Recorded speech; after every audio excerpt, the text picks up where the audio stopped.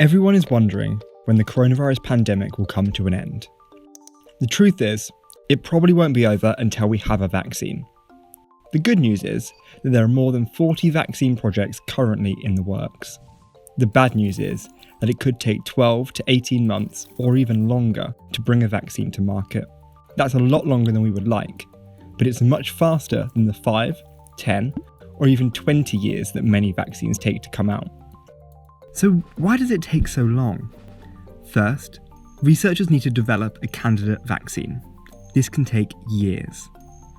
Vaccines kickstart the immune system by teaching our bodies to recognise the virus.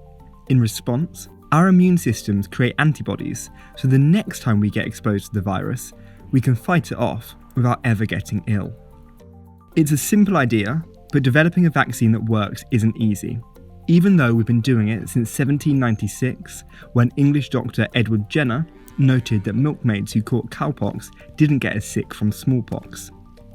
Jenner's revelation led to the first generation of vaccines which use weakened or dead versions of the virus. 200 years later, we have a new generation of vaccines that might be the quickest way for us to tackle coronavirus.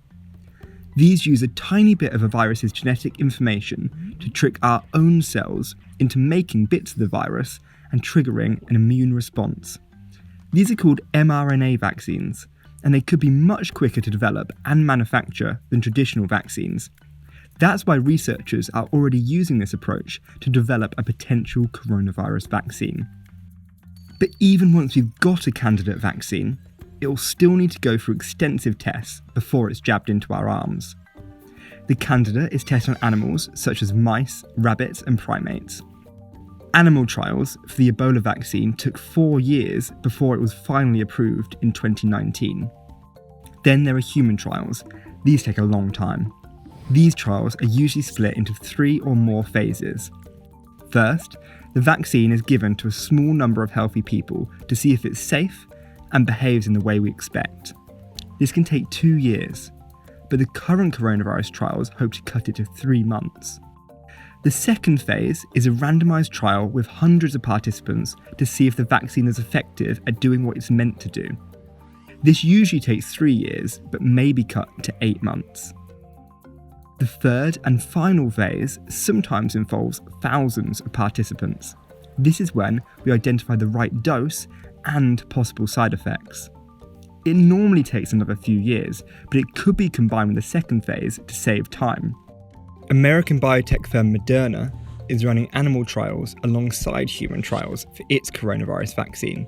And in mid-April, a team at the University of Oxford started human trials for its own vaccine.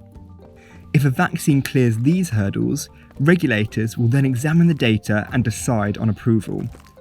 That can take years, but in this case, regulators are ready to act much more quickly. Once we've found our vaccine, we need to make lots of it.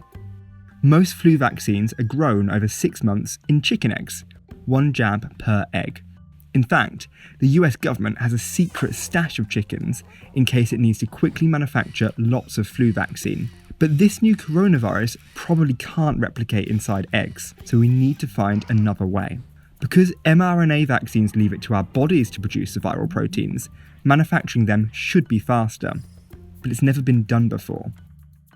Bill Gates Foundation is funding factories for 7 candidate vaccines, saying it's worth spending billions now to be ready to start production even if only 1 vaccine is successful. And then there's packaging and storage. The Ebola vaccine had to be stored at minus 80 degrees Celsius or even colder, so containers powered by jet fuel had to be developed. And medical teams normally roll out vaccinations, but we've never had to vaccinate the entire world at once before. Regardless of such heroic efforts, we aren't likely to see a vaccine before 2021, so we may have to continue some form of social distancing if coronavirus epidemics continue to break out. Life probably isn't going to go back to normal for another year or even longer. In the meantime, we're just going to have to be patient and keep washing our hands.